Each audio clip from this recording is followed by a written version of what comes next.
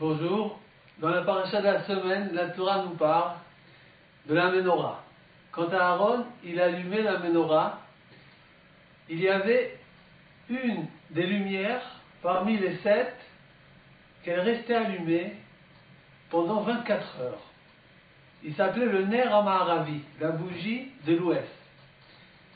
Et pourquoi?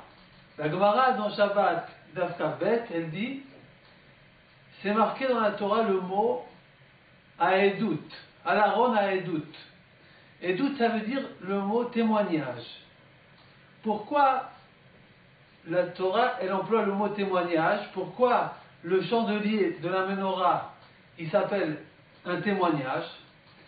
Parce que c'était un témoignage pour tout le monde entier de voir comme quoi la Shrina, elle réside dans Israël. Comme quoi Akadosh Baruch Hu, il est dans Israël. Il est parmi nous. Comment on voyait ça? En voyant la bougie de l'ouest qui restait allumée pendant 24 heures. Donc c'est comme le Nes de Hanouka, que la bougie restait allumée tous les jours, pendant 8 jours.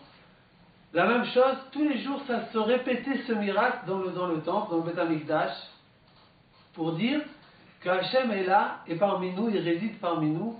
La Shrina est dans Israël. Parce qu'il y avait des gens qui ne croyaient pas que Moshe Rabbeinu, il avait la Shrina sur lui. Avec tous les miracles que Moshe Rabbeinu a montrés dans le désert, la mer rouge, la manne, l'eau, et ainsi de suite, quand même, il y avait des gens qui doutaient de la force de Hachem, qu'il a résidé dans Israël et qu'il a donné la force à Moshe de faire tous ces miracles. C'est pour ça qu'Akadosh Baruch Hu, il a montré. La bougie de l'ouest, elle restera allumée pendant 24 heures. Tous les jours, tout celui qui veut voir et qui veut voir la résidence d'Hachem, la Shrina dans Israël, il venait dans le temple et il voyait ce miracle qui était impossible. Et comme ça, on voyait la force qu'Akadosh Baruch Hu, il réside en Israël. Depuis la destruction du temple, on n'a plus ce miracle qui était tous les jours, qu'on voyait la résidence d'Hachem. Comment on peut voir aujourd'hui la résidence d'Hachem, qu'Hachem est dans Israël et qu'Hachem il est parmi nous?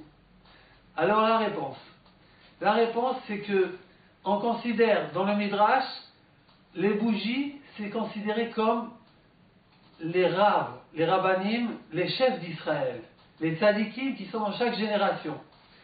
La Gemara dit que grâce aux tzadikim, on va résider et on va pouvoir résister à la période de Gog ou Magog.